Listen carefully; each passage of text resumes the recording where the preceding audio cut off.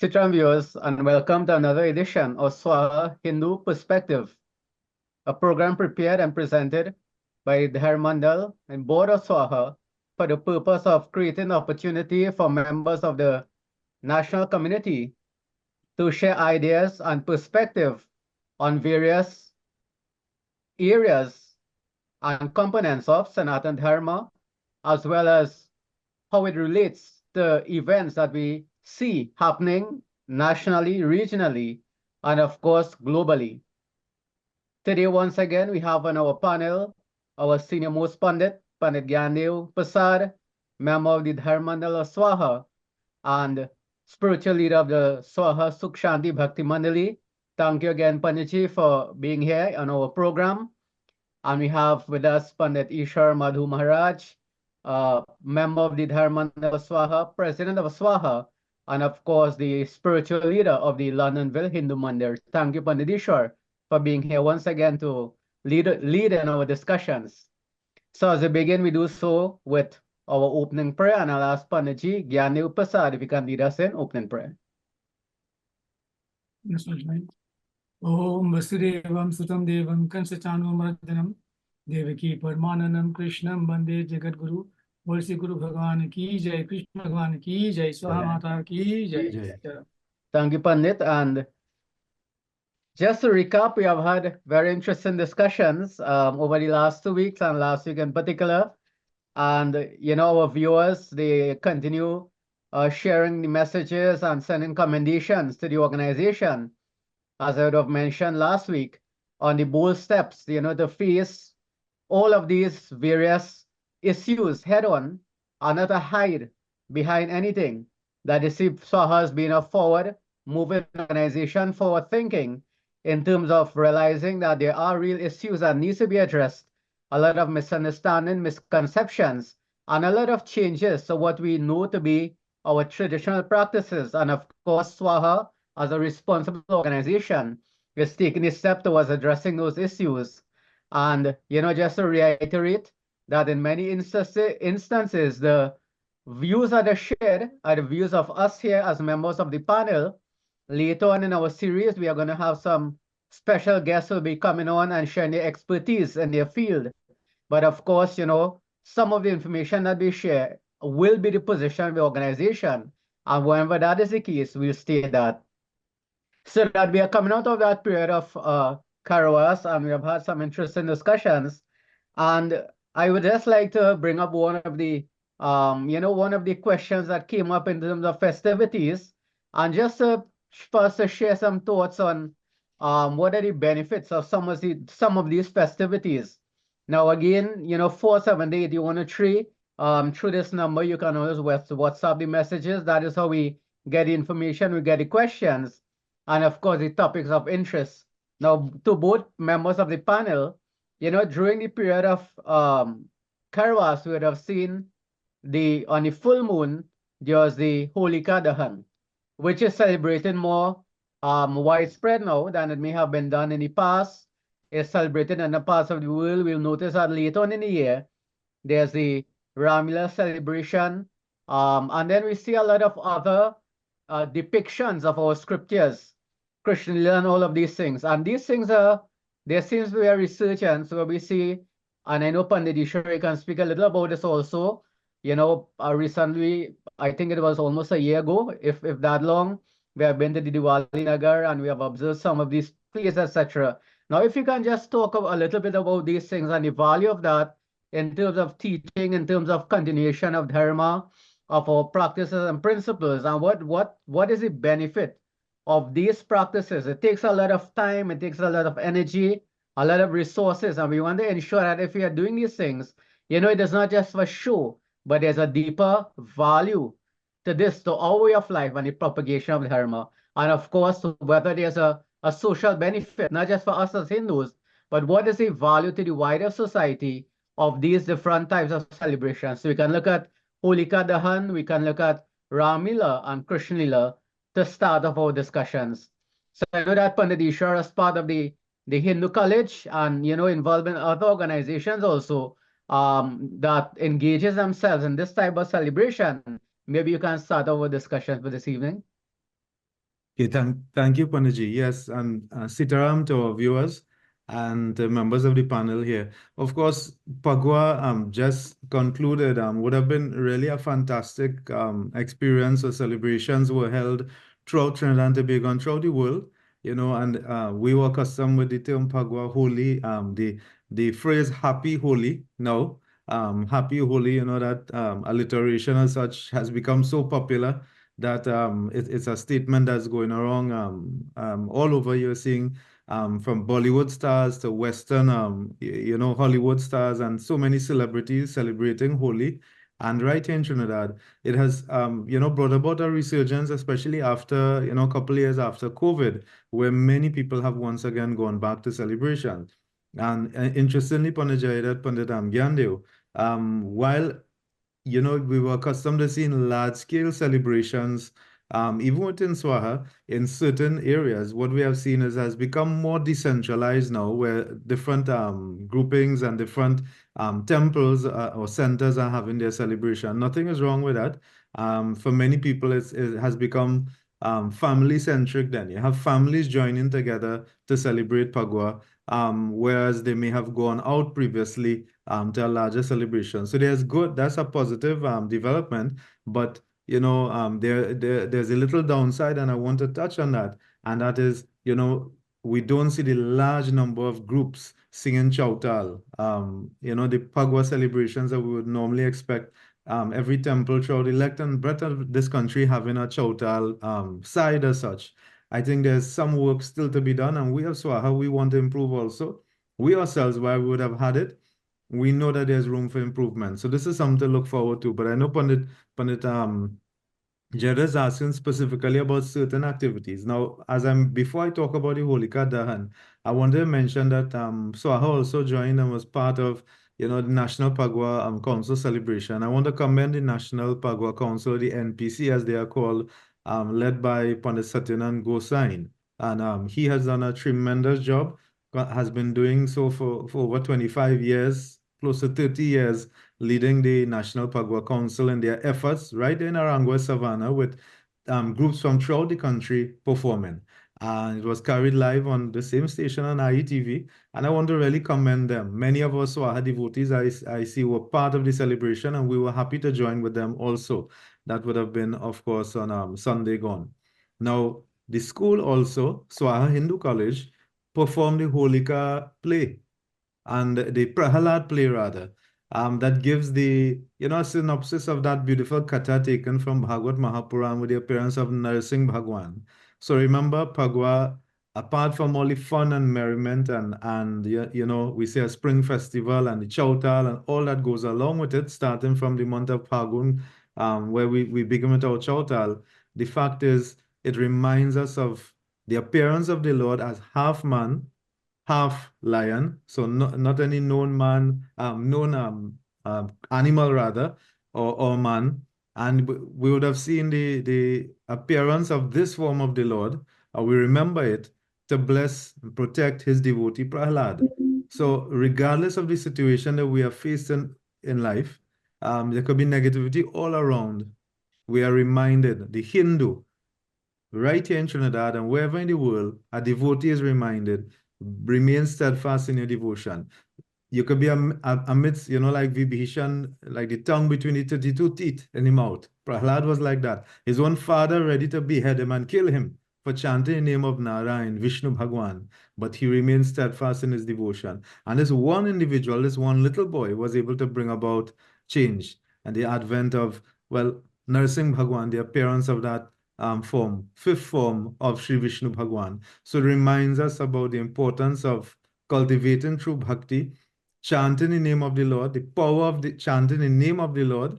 And the Lord is manifest in that name that we chant. So just saying Om Shri Vishnave Namaha, Narayan Narayan, Om Namo Bhagavate Vasudevaya, there's strength in that. The mantra itself becomes powerful.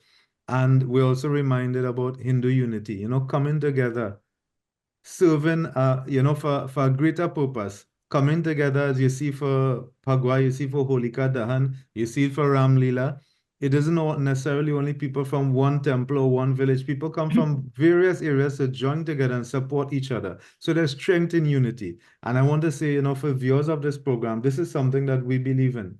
And when I say we, I mean the 3 members here and the whole of Swaha. We want to see greater togetherness within the Hindu community because it augurs well for the future of our nation, not just Hindus or Hinduism in Trinidad and Tobago. And Pagua is a demonstration where people from all walks of life, all different temples and all different, even different organizations joining together for, a greater good, as we see with Pagua, with Holika Dahan. And I want to, end with this one little, I must commend Mrs. Ambika Maharaj and the teachers involved. There are a number of teachers, and I could call in Ms. Jayanti, Ms. Lisa, Ms. Anila, and others, the rest of the staff who were instrumental in a beautiful production of the Prahalad play that was featured at the NCIC, Diwali Nagar, on the big stage, as they say. Wonderful presentation. I want to highly commend them for the work that they did for Hinduism in Trinidad and Tobago and supporting Swaha. Right, Panajaidat? Thanks, Panditishwar. And Panagyandev, from a different perspective in terms of, you've been an educator yourself. How do these various activities, Holika Dahan, Ramila, etc., how does it help our young Hindus in terms of learning, in terms of not just learning Hindi, learning about the Katha of the Lord, but in terms of self-development, etc., and in terms of the social purpose that they may serve the wider society? What may be the benefits of these activities, so that we know it is something that we should invest time and energy into, and so that from year to year these various programs are propagated and sustained. Thank you, Panajaidat. United Nations has a lot of different programs for children. Hinduism has this story of Prahalad. And we have to understand carefully, because most of the time it is glossed over. If my father, you're drawing a reference. If my father offers me a drink, I tell him, no, that is wrong. If he offers to carry me carnival, to jump up like animal, I tell him, no, that is wrong. If my parents tell me do something, like kill an animal, I tell them, no, that is wrong. This is what Prahalad did. Prahalad told his father, he said, I'm not going to listen to you. What you are saying is not dharmic. You're going against God. It was specifically where his father was saying he was God. That is a specific instance. But overall speaking, Prahalad told his father, I'm not going to listen to you. I'm going to follow what God dictated, what God has put on earth. And this is a lesson which we can teach our young people. We're not telling them be disobedient to your parents. Be disobedient when your parents are telling you adharmic things. And this is why children need to go to temple. From small, so they'll know what is right, what is wrong. Many of us tell, oh, the child can't go to temple yet, he has to write C exams, then CXC, then the next one above that, CAPE, whatever. So we keep on postponing development, spiritual development of the child by hindering from going to temple. And this is where the temple responsibility is. We must have true pundits who are preaching what the scriptures has. And pundits will tell you, yes, obedience. If you check, let me take 2 most popular examples. That one is Prahalad, the next one is what? Sri Ram. Sri Ram's father didn't want Sri Ram to go in the forest, but Sri Ram didn't obey his father. Sri Ram didn't say, oh, look, father, you don't want me to go, so I must stay. He said, you don't want me to go, but I have to go. Well, I do what is right, what is dharmic. So these are the really fundamental principles of Sanatana Dharma, which I will teach our young people. As I said, we have all the information for young people, but must put across properly. Don't give them this blanket thing. Hinduism has a way of putting across things, and not the religion fault. People who write and preach. What is it? Atiti Deo Bhava. A man comes in your house to kill you. You say he's God? And then they have the bhajan behind it from Bollywood. Bade pyar se milna sabse, meet all with love. So we meet all with love. Do I want to kill you or love you or what? What stupidness that is? That's not Hinduism. Hinduism says what? This is why Ramayana has it beautifully. I've had my verses coming up. They have two brothers, Vibhishan and Ravan. Sri Ram killed Ravan, embraced Vibhishan. You have Bali and Sugriv. Sri Ram killed Bali, embraced Sugriv, because one was in the rightful path, one was in the wrong path. So according to how people act, so you act with them. And so it is why we had to bring children to the temple from small and give them this understanding, give them the story of Prahlad. I come as a little boy, that impacted my mind tremendously. I thought of the movie. That young child believe in praying to God. Don't matter what your father say. Don't go temple. No, you can't go temple. Don't pray. Don't do this. Don't do that. But do the other. He said, no, no, no. God is the foundation of our life, and God is what we must turn to. And this is the example of paramount importance, the basic example, the basic meaning which we as pundits and temples have to propose to the parents and the children in schools and in temple. So we have to make sure the children attend not just schools. I saw recently one of the head of some organization said they want RI in government schools now.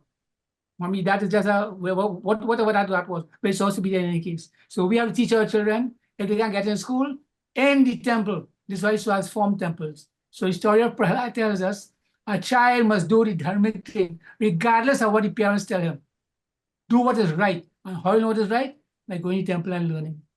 Panditji. Thank you. And Pandit Ishwar, in terms of what you would have observed with these children participating in Ramila, in Holika Dahan, etc. I mean, do you see change in behavior? Do you see positive behaviors, etc.? And so you could probably share that with our viewers so that they understand, as Pandit Gandhi was saying, that the foundation of our development lies in these type of activities in the right places, and temple is definitely one of the places that we can learn these right attitudes and see development. So if you can just share a little bit about what you would observe, in these participants of these various events. Certainly, Pandit, and I want to agree with Pandit Gandhi. Now, I mentioned just a while ago about Swaha Hindu College, right? There's a lot that goes on there. We have every minute, I shouldn't say every minute, but every day, the teachers will try in some way to enforce certain principles. Through, there's a hidden curriculum, as we say, and we see it coming forth in anyone who enters the school, to hear Sitaram, Pandit Gandhi will know well, the attitudes and behaviors of the children are quite different. I mean, and we hope it will remain like that, right? Because society is changing, times are changing, but we are trying through various measures, such as Ramlila, such as, Holi, Havan, Bhajan, Kirtan, and training them in certain aspects of the culture. And definitely, I could say that you're seeing meditation is something that has been ongoing at Swaha Hindu College, started since first principal was there, Balaram Prasad, of course, so much so that the ministry now, and I could tell you as a school supervisor, as a principal, the Ministry of Education has actually a cultural transformation policy in effect, which is mandatory for all schools to engage in. And a feature of that is meditation. So they wouldn't have it as yoga, but whether it's introspection, it's reflection, but it's silent time, however it is being done, it is in effect meditation. And all of this redounds to the benefit of the child. And as you ask the question, what changes? I can talk specifically about the children that participate in functions such as Sanskritic Sangam, representing Swaha Hindu College, and I must commend them. They did fantastically, winning choral speaking competition, winning storytelling competition where they did a Ramayana piece for the storytelling, choral speaking, which is something that we ourselves would have for Swadeshi. But this is a competition. The Sangam is national with secondary schools from throughout the country, and Swaha was victorious in a few of those areas. And all of that, again, speaks to the involvement of our teachers, and I wanted to I mentioned a few, but to show that we mean what we are saying, there's Pandit Roshan Maharaj, Roshan Bairagi, well known in the East especially, who assisted in training our children for Chautal. His Dharmpatni, Mrs. Lakshmi Maharaj, was instrumental also, and I want to recognize them because they are helping to build the capacity of our students, our children in the East and in North Trinidad. And we are seeing, how it it filters down to other organizations and other groups. And I'll give the example. Right there, we were performing at the Nagar. Part of that, one of the main groups helping to organize that wasn't a Swaha group. Swaha took part, but it would have been the Shiv Gun organization, Mr. Krishnamurti Ramjit. I know, Pandit Jayadad, we have to recognize these other people as well because they're doing wonderful work supporting the Dharma. So they were also part of it. And that particular group where we, Pandit Jayadad, Pandit knows that group well. We have a number of young people that are part of Krishan Leela and Ram Leela. That group in Kampo actually does Krishan Leela.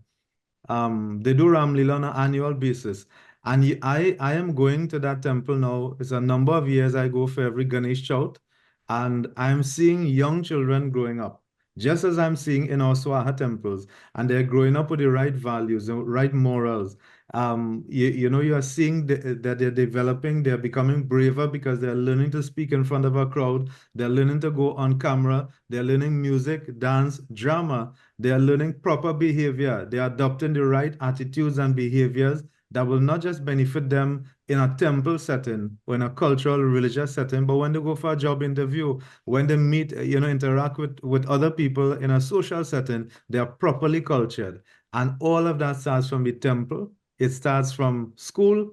And I'm saying Swaha has been doing it, and there are other groups doing it. We are not saying we are the only ones doing it, but we are happy to join with you. But get your children involved, keep our young people involved, because Pandit, and there's a lot more I could say. We could even have, some of these same teachers and the other pundits and individuals we spoke about, principal, on to give more information about what has been taking place. The cultural transformation that the ministry is promoting has been taking place for years, decades now, over 100 years, I guess, in our temples and centers throughout the country.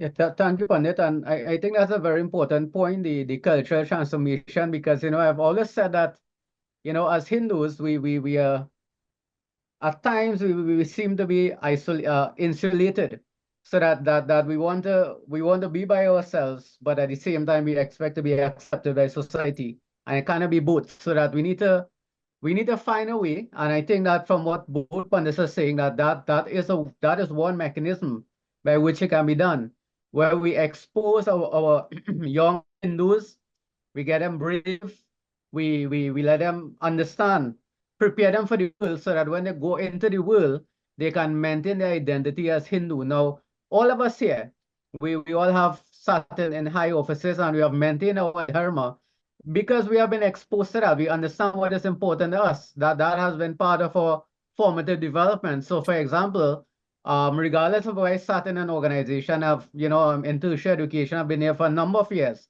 And in every single position, I've maintained my principles. So I would do what I have to do as part of the organization, my duty in the organization. But when there's celebration, I will not participate in, consumption of alcohol. I will not go to parties, celebrations, etc. That is not part of who I am. If I meet a Hindu on the campus, I will say Sitaram. And those are things that we don't see as prevalently as we'd like. And in fact, it is changing. And I think that once we inculcate that attitude of, and we spoke about this, I believe, 2 weeks ago, right? Where we, as Hindus, only if someone from Hollywood does something. So you mentioned meditation. So that, if a movie star practices meditation, then we feel proud of that because someone who is known practice it, so that there's this sense of, we don't have pride on our own, that somebody else has to do it for us to see the value in it. We don't see things as being inherently valuable. And if we see that and we understand what we have is inherently valuable, then we start to appreciate that. And we don't have to wait for external validation. And we certainly have to develop that culture, the way that a young Hindu will dress, the way that they will speak, the way that you eat with a knife and fork. We'll say, well, a plain white man. But the reality is that when you go into organizations, that's the environment. You live up to those standards. And that's not the same as saying you have to eat the same type of food. But of course, decorum, all of those things are important. And these events or these particular type of celebrations, they help us to do these things. So that's very important. Now, I just want to ask one question of the panel. and Pandadishwar, the last time you were at Nagar, I think that was SCIC, it was for Ramila, Christian Lila, I believe. We had visited, both of us, and I know that, that asked us to make a contribution, and I made a point on that day, which is something I strongly believe in. And it is something that I had presented to the board or so, and I hope that at some time, we consider it, that, we have globalization, we have nativism, etc.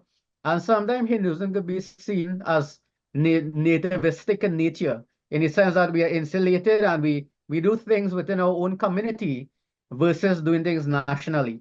Now we may say we have a national Ramila Council, but then I mean, do we really do these things on a national stage? So we have Napa, we have SAPA, we have the national stadium. How often we may have a sport day, etc. But in terms of these religious events, I mean, what is your view? At least my view is that we should be looking to move some of the events. So, for example, Ramila, move it to the stadium, to the complex, Christian Lila. If you do a big Ganesh Yagya with various organizations, and the foundation of this is what Pandit spoke about, that if you don't build bridges amongst all of the organizations, it is not Swaha building bridges with others. It is all organizations working together to see that we need to make this impact nationally, so that there's a sense of pride that is created amongst Hindus, that our celebrations are recognized and presented on a national stage, so that the use of all of these national stadium, these national venues, etc., to do these various celebrations. So maybe Pandadishwar and then Pandagande, we can comment on that. Certainly, Panditam, and you would have mentioned attending the Christian Lila, and again that would have been the Shiv Gana organization, in a way trying to bring back Christian Lila. And there may be other groups, but as a group, Panajarat and I, we went to support because they invited us, and of course we saw the benefit in it.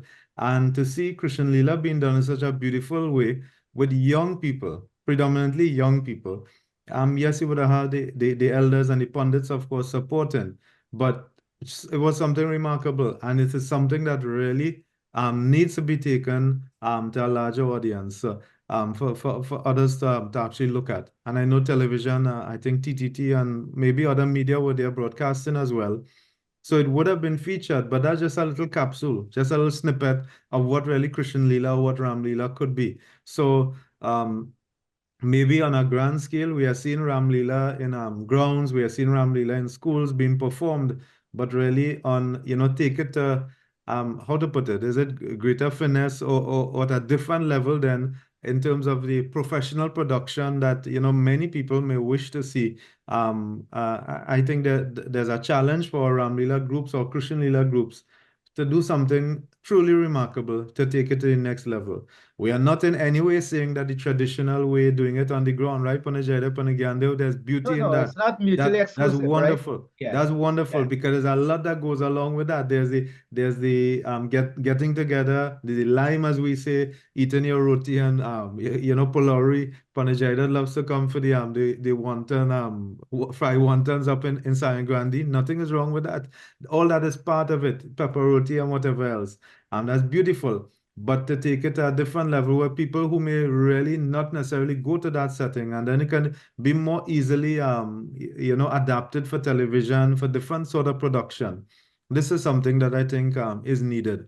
And it probably would not be done at the same time, right? Panajayada, Panagyandev, the traditional Ram Leela time, but it can be packaged. People are paying, our own people are paying to go and see other presentations. They're paying hundreds of dollars to go and watch another drama, or play being put on at Napa or Sapa or Queen's Hall. Why not our own Ram Leela or Christian Leela or Holika play? Right. So I want to agree. And I throw out a challenge and an invitation also. So any groups, I know Pandit Manideo here on IETV would be elated to broadcast something like that. So I would be happy to support something like that. If there's any group interested and we can get together to promote something like that on a larger scale, we are certainly interested.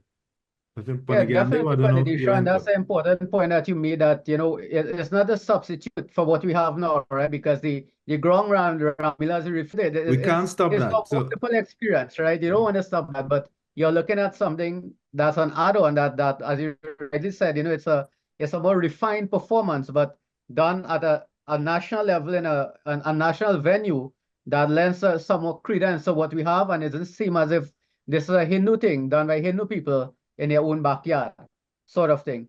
And so that could be done for that type of event. But Panagyandev, I mean, in terms of being a senior pundit, in terms of having these type of events, for example, let's say our Ganesh Yagya or Devi Yagya, where we carry the murtis, and we have 7 nights of devotion or 5 nights of devotion, where we can probably extend that to the entire country. What is your view on those type of, I don't want to say it's an innovation, but that type of evolution in the way that we conduct our services so that we get the message across to masses. Panaji, Ishwar Madhu Maharaj, when you have a tadpole, and you change your crapo, the tadpole will be there again. How you follow what I'm saying? The evolution is when the form changes. yeah. And what we have, either we keep it or we form something new. And in my opinion, what we have with all these religious ceremonies, starting Ram Leela, is where people are guided because they do not know the scriptures. So it becomes, in my opinion, a bit of an embarrassment that one Pandit have to take a mic and shout, okay, Ram, walk so now. All right, Ravan, raise the sword. And people like that. People continue with that. They really want to keep that separate. And when I move on, the state presentation, which Swaha has initiated, then you need to put, as Panishwar said, professional approach. You have to learn script. You have to learn acting. You have to have music. You have to have props. You have to have a stage presentation. You have to have all the elements of drama, which is a professional thing. So we can use that. Maybe the school, Sound College can do that. They have stage. They have drama teachers. They have resources. And some temples try it. Some temples are trying it because of the fact that they have what you call the space on a stage or a limited area to use it for their presentations. So in terms of, we have, as I said, to reinforce what I just said, is either we have to keep what we have, the traditional form, and form something new, which is the stage presentation, which is the way to go in the future. Because for instance, in India don't have Ramlila like here. India has it on a stage. This year gone, they had a big stage presentation, not this year, from establishment of Sri Ram Temple, a huge stage presentation. And every year in Delhi, they call it Ramlila grounds, where Ramlila is performed as a stage presentation. The only way in Trinidad here have taken up this thing and make it into this, where people walk and raising the foot like the foot, I know, the ground too hot to touch or something like that. They call that a dance. So we have many things that are there. We're not going to change that. People want it, fine. But we have to form something new and go with it. Now that can be applied across the board to Ganesh Utsav, to Diwali, to Ram Navami, to any festival we have. Most of the time we do it in an open way, like a Ganesh Utsav. We have started a stage presentation with people performing, but it doesn't mean it's restricted to Ganesh Utsav. It's not restricted to Ganesh activities. So we have to decide whether we want that or not. Whether these stage presentations, these choreographed presentation, I call it so, have to stick with the like Shivratri. We want to have that acted out, or you want to just take it generally. And because of the fact that Pandits are the one who guide Hinduism. Hinduism is alive because of Pandits. And Hinduism continues to be alive because of genuine Pandits. And the Pandits themselves do not see the time is right to give a man a role to act as Ram. Just like when you talk about making murti, certain things, Pandit said that you have to have, my apologies, certain time to dig the dirt and certain mixtures. We don't act as Ram. You see me bad to them, tomorrow you're going to act as Ram? They have to live a lifestyle. People are not inclined to live that lifestyle. So all those things that have to be considered. Do these people really want to act Ram? Where I'm going to see somebody, one man, for instance, I'm not going to attack anybody, One, you see him as an animal, and next day you see him as Ram. I think I want to see that movie. I'm not going to see that movie. A man acting as an animal, and one man, and next day you see him in the next movie acting as Ram. It becomes, in my mind, a big conflict. So the same thing with all people. The pundits in their wisdom have not seen it right yet, unless the people live their life. Up to now, we have compromised, and we continue to compromise. And as a Hindu, I hate that. If I say Hinduism means vegetarianism, it means that. Don't compromise. Well, you could eat this and eat that, but fast for 3 weeks. No, don't eat it. Don't tell me you could drink alcohol, beverages, and then don't drink it for 3 weeks before your puja and do puja. I mean, and again, personally, I told people, if you drink and eating, I don't want to know puja for you. Don't do puja conveniently. Be a vegetarian, be a Hindu, full-time, total. Don't be convenient. And the pundits have to reach that stage. Now we have to tell people, do not compromise. We are compromising a lot in Hinduism. And this is why people take advantage of us. And then we say we have our own corner, we have our own akara, as you call it, because we're trying to fit into society. And you mentioned, no matter how high you go, I'll give you an example. This is not boasting, this is reality. In insurance, I work in my big insurance company. I did the best in reinsurance, one of the hardest exams to have in Trinidad. I got the highest mark and passed it. And because of that, I went one of the hotels where I was serenaded. And they put me this and gave me something called a dessert, appetizer. It wasn't vegetarian. I thought, I don't want it, move it. And the management company said, why do that? I am telling you, I don't want it. That's not my thing. Why am I going to compromise my position? So you rightly, you said it, but insurance is all we do it. But we have to make sure people do it. Do not compromise what you are and who you are. Don't tell me weekend I could go on in a bar and drink and drive and carry on. And next 2 weeks I go Cora and eat and kill, burn all kind of thing. No, stop it. Stop it. You have to be, you're not being fanatic. You're being Hindu. If you're Hindus, you're Hindus. If Hindus say this, follow it. Otherwise, we continue putting up in mud and we continue being what you call pushed in a corner by other people. Because what we're trying to do, we're not trying to establish ourselves. We're trying to fit in someone else's culture. We're trying to fit in things. So now you're going to fit in. We have established ourselves. Hinduism culture stands on their own 2 feet. And you have to let people know that, like temple tell people that, let people know that, and deal with people, Hindus, accordingly, and make them firm in their feet. And this will bring the change we want to see. So Queen's Hall, Napa and Sapa will not be an attraction for us. Rather, it will be the lifestyle we are living. And we can see Ram every day. We can live Ramayana every day. To be able to go to Napa and Sapa to see Ramayana. We can see in our homes. You can have Ram in your home. Your wife is Sita, your son is Ram. We have to live it. And we have to bring that message to our people. Panaji. Yeah, definitely. I mean, as I would always tell persons, I mean, I know that persons are not everyone is vegetarian, but when someone asks me, so Pandit, do I have to fast 3 weeks before? I would indicate to them that, well, I mean, in the first place, you're supposed to be vegetarian, but it's a compromise. I mean, we have to be careful as pundits, as leaders, you know, what we say to persons, so that has become a standard. I don't know where it came from. But I just make it known that you know you need to prepare yourselves. You need to give yourself sufficient time if you're not a vegetarian. I don't expect that someone would automatically turn vegetarian because they have to perform puja. And if I were to say that, I mean, then you're not going to have, I mean, anybody in temple and all of that, right? And my personal philosophy is that a bad Hindu is better than no Hindu, because you take them from a point and then you try to develop persons. And I mean, we are all on a journey. And that's just my personal view. Everyone is on a journey. But I agree with Pandit Gyano that you do not make persons feel that, you know, if we are imperfect, including ourselves, that is okay. The first step is to admit that, okay, I know that this is not the ideal. I should try to do better. So if you feel that the first time we do a puja this year, because persons who want puja, a lot of Hindus who want puja for the year, and we spoke about this last week, you know, you'll do puja in temple and all that, which is great. You fast 3 weeks before, then you say, okay, well, fine, but next year when you have to do your puja, then you fast a month, and then after that you fast 5 weeks, then 6 weeks, fast 2 months. To me, that is the way that you can take a person, you know, in education, what do we call it, Panditishwar scaffolding, right? You take a person from where they are to where you want them to be. And you know, it was zone of proximal development. Yeah, you know, the range within which they can operate. I know that they can reach that point, but they need that scaffolding. And therefore, if you tell someone, okay, stop become a vegetarian overnight. You may lose them.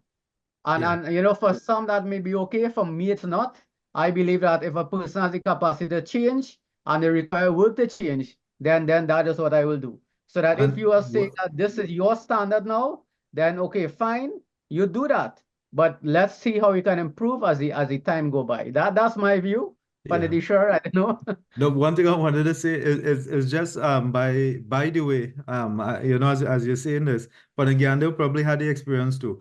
I've had many disturbed parents, not irate, but you know, a little bit confused at Swan Hindu College because they'll come and they say, Principal, sir, or Panaji, you know, now the boy or the girl don't want to eat any meat. So we're cooking for them, but they don't want it because all through the Yeah. week they are vegetarian at Swan Hindu College. Now, we never insist, we never force anyone that they have to be, you cannot consume your regular food at home, but on the compound, no meat is allowed, only non-vegetarian food. And so parents now, over time, they have had to adjust what they cook, what they prepare, because everybody can't afford to buy meals in the cafeteria, and some will not like what school nutrition program. In fact, the ministry supports it because all the school feed and lunches, Panaganda would know, are vegetarian. And in fact, when the ministry has functions at Swahindu College, which they regularly use our school, we are happy to support the ministry. They use our school for functions, only vegetarian, and it's actually written. Permission has been granted for this. All teachers are various teachers throughout the country. In some cases, are invited. Please note, it is a vegetarian compound. No meat allowed on the compound. Even when other organizations use the school, including large political organizations, would have had their forum and so on a Monday night at the school, absolutely no non-vegetarian food allowed. And people have, you know, have actually supported and they have gone along with that. But I'm making the point, while I'm saying it seems silly, it's funny in a way. Parents actually say, well, Pandit, these children now, they don't want to go back to eating the non-vegetarian food because Monday to Friday they have it. And so it's a burden now for the parents to find a way that adjust their cooking and their, you know, what they purchase from the grocery and so on. So there's the other side of it too, where people can be encouraged. You're not forcing them, but they see another side of it, and they feel good. They feel good. They're not stressed out. Some of the non-vegetarian food brings in unwanted toxins in your body as well. I'm not saying to be a vegetarian and you're only eating fatty foods and acidic food and you know those things, peppery foods, those will take a toll on your body too anyway. But at the end of the day, it's about you know, sacrificing certain things. And we could talk another time about fasting in detail. Now Ratam is coming up, right? But if definitely, I just wanted to make that point. Panajay, I just want to add, Panjayat, that what Ishwar says substantiates the point. We must not compromise our position. When Hindu College was formed, we did not compromise and say, other Hindu schools haven't barbecue, go have barbecue. We told them, school feeding, bring vegetarian food. So we stood up. This is what I'm saying. If we stand up and say, oh, who we are and what we want, people will agree with us and respect us. But when you're a 15 society, everybody doing that, we must do that too. This is a perfect example, Panjishwar. You were principal there. Yeah. Panjayat vegetarian from birth. Look at him, very good looking. He looking I go die like he dying. Panjayat, Panjishwar, they look like they're dying. But they didn't believe that. If you eat meat, you're dead, you go die. So the point I'm making, Panjishwar, is substantiating the point. Let us not compromise. And I mean, I understand Jerry's point of view, because you know people outside there. But this is a school, these are so institutions. The same way you can't tell the people in temple. You could come temple, but you could eat your thing outside or walk in. If you come temple, don't eat it. The same way you could tell the people, you come temple, don't come in a short dress or short pants or tight pants. You set your position, and people respect you more for that. When I tell them what you are, what you expect, people respect you for that. And I said, concluded, Ishwar, Panishwar, so I to call it the perfect example of what we are saying. Set your standards and let people know, whether it's ministry education, whether it's principals, whether it's students, whether it's society. You set your principles that we as Hindus, we want this and you follow it, otherwise you go somewhere else. There are many places to go. And we will not compromise. I'm not going to chastise anybody, but Hindus doesn't compromise. Other Hindus compromise, they're not Hindus. They want to be Hindus. So they're compromising, they have barbecue. You have a month after day, and next week you have a barbecue. Swahili is not like that. Swahili says we are Hindus, and Hinduism means, and Panishar, Panjayat, you all have verse in Ramayana, you can bring up the verse and tell them next time, you talk on food, what Sri Ram said, what Valmiki said, what Tulsidas said. All is vegetarianism. Kandamula Phal, right through, ahimsa, right through. No killing and eating. So a point enough, just to conclude, it is a good example, so Hindu College, of what we are saying. Do not compromise your position either in a school, a temple, or in your home. If I'm the head of a home, I'm not going to compromise. No drinking, no alcohol, no intoxicant food in my home. The head of the home must study example, just as Hindu College can study example. Kaleji. Yeah, definitely. There's a lot of food for thought, right? No pun intended. So we'll talk about leadership. Or maybe this is a good jumping off point, because we have a few minutes again. We need to talk about Navratri a little bit, which is an occasion coming up very, very, very auspicious. But yes, definitely we do not compromise. None of the temple, our Hindu temple, our Swaha temples at least, as Panagyan was saying, that we set the standard. We would say that this is the ideal, right? So even in our temple, other temples, this is the ideal. But we do recognize that not everyone lives up to that ideal. But as Panadishar said, that once persons are included, if persons are part of an environment, you find that the transformation takes place. And that's the concept of satsang. That when you associate in the right places, the right people, the right ideologies, then that becomes part of who you are, part of your philosophy for life. And it comes back to the same point that as Hindus, exposing yourself, your children, your families, a temple becomes so critical. And we have defined for our temples what the ideals are. So as pundits, as leaders, we will say that, this is what it should be. These are the ideals. And hopefully through over time, that transformation takes place. It is not overnight, as I said. I've met many situations where persons naturally connected to this type of life. Other situations, 20, 25 years, and persons live the same life. It's not the same for everyone. But once persons are regular in temple, etc., you notice and you see that the type of life that they live, you see that transformation, that happiness, you see persons change, and the type of diet and lifestyle and all of that becomes different. So yes, we define that ideal and we work towards that. Now, Let me just make one comment. Sure. Mm-hmm. I just wrote 2 examples of compromise, how detrimental it is. The first compromise was when Pazo Panda, the Hindu Prime Minister, couldn't find a Gita in the parliament and so on. That was because we compromising all the time. We don't care what scripture gone. We don't care. So Pazo Panda, the Prime Minister, couldn't get that scripture. For 1,000 years, you couldn't build a temple in Ayodhya because you're compromising. Everybody's one. We're all Indians. Let's go down the line. Compromise. And now they jump from a ball. Oh, yes, you can build Ram temple now. Why? Why you can build all the time? Because you're compromising. Now you're stood up straight. You get one man who decided Hinduism is the way to go. His Hinduism's personal view. He's not a country view. But he took that upon himself, and so it happened. So Ayodhya temple built after 1,000 years because of compromise of Hindus. And in Trinidad, one prime minister couldn't get a Gita to say on because the Hindus keep compromising, not respecting their religion as supposed to. 2 personal examples, salient examples, first to bear in mind. So no, we don't compromise on our. I think that's the point. We don't compromise on our beliefs. Now we have about maybe 2 minutes or so. Pandit Ishar, maybe you can. I know that you normally do the calendar. You can probably share the dates for Navratri and any other information that you think is important for our viewers to know as we are closing of this period of Karavas and entering Navratri. Of course, okay. So Panajayada, Panagyan, want our viewers, of course, Navratri begins on the 9th, which is Tuesday, the 9th of April. And it ends with Ramjanam or Ram Navami on the 16th of April. And Durga Ashtami, of course, is on the 15th of April. So it is an exciting time for Hindus. 15th of April, of course, will be a Monday. And you're reminded, of course, that fasting is important. So starting on the 8th, you're offering your dhar, offering the dhar with the 9 different ingredients as you're accustomed to. And maybe next week, Panditji, of course, we could talk a little bit more about some of the practices during Navratri.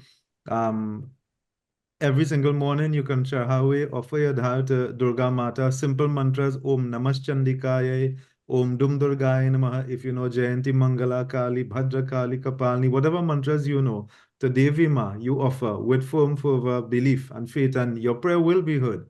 And keep the fast. So, just to touch on it while it's Navratri really, the 21 days, there are the 21 tattvas in the body. That's one reason. Also, there's another school of thought that talks about, so it's purification of these tattvas for those 21 days before you sit. There's another school of thought, scientifically proven, and also in our scriptures, certain references to the fact that the body, all the cells within the body regenerate in a period of close to 21 days, 3 weeks.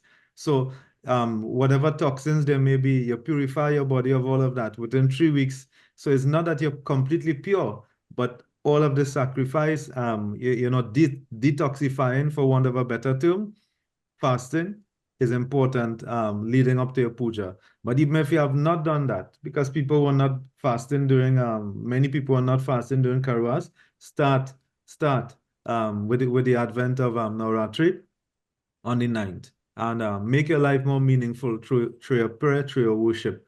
Go out to the various temples of Swaha and other places where there are yajnas being performed. So there are a number of yajnas within the Swaha network. And next week, we will remind you of them because I think we're out of time for this week, right? Sitaram, and thank you, Panditji. Thanks, and Panigane, I mean, on our program next week, we know that the 15th of April is a very important day in the life of Swaha. Is the anniversary of Swaha. Yeah. It's also the death anniversary of the Shankaracharya. And on that day this year, it will also happen to be Durga Ashmi. So 3 very important, Fantastic occasions day. on that day. And maybe we'll have another member of the board to Yeah. join us, one of the foundation members of the organization.